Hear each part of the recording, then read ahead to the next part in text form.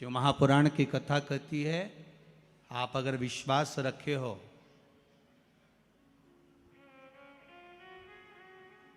सफेद आंकड़े की जड़,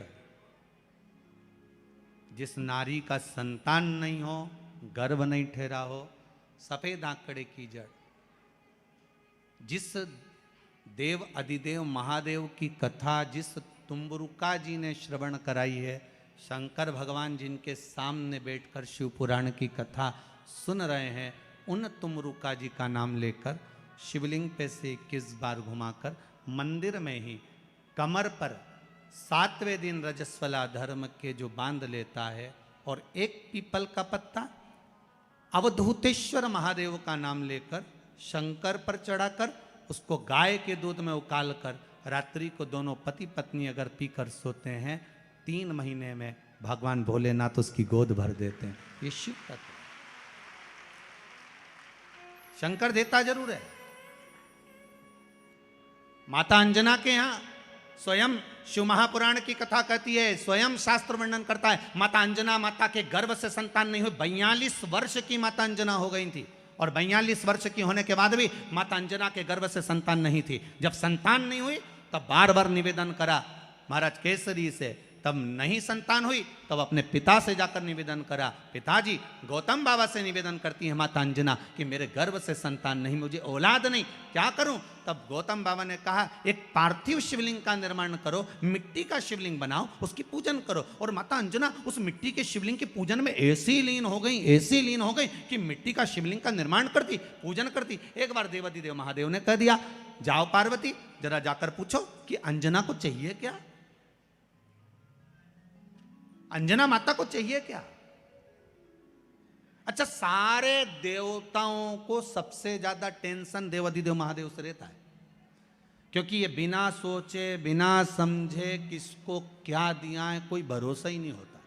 एक बार तो ब्रह्मा जी ने खुद ने कह दिया, साहब हमको तो इस्तीफा दे दो, हमको नौकरी करना ही नहीं बैकुंठ में बिल्कुल भी। तो भगवान विष्णु ने पूछा हुआ क्या? बस प्रभु, राजा श्वेत की अंतिम समय, प्राण छूटने का दिन, उसको यमराज लेने के लिए गए और देवाधिदेव महादेव वहां खड़े हो गए और क्या के लेके मत चले जाना, उसकी अंतिम सांस, और क्या के लेके मत जाना। और मेरा बेटा जब लाने लगा तो उसके प्राणों को हर लिया, यमराज ही मर गया।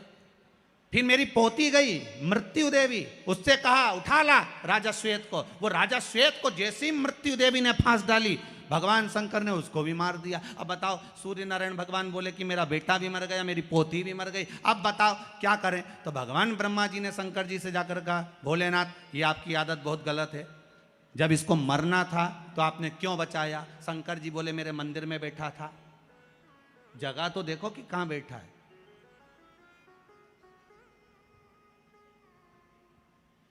ब्रह्मा जी ने भगवान विष्णु से कहा हमको ये काम नहीं करना, आप तो हमारा इस्तीफा स्वीकार करो। भगवान विष्णु ने शंकर जी से कहा भोलेनाथ जी अब इनके बेटे को, सूर्य नारायण के पुत्र को और पोती को जीवित करो। शंकर भगवान करे एक शर्त पर जीवित करूंगा, जहां मेरा भजन हो रहा हो, जहां मेरी कथा हो रही हो, अगर कोई महामृत्युंजय मंत्र का जाप कर रहा हो, श्री शिवाय नमस्तुभ्यम जप रहा हो, शंकर का पंचाक्षर मंत्र नमः शिवाय जप रहा हो, शंकर जी कहते हैं उस समय पर मृत्यु उसको ना घेरे।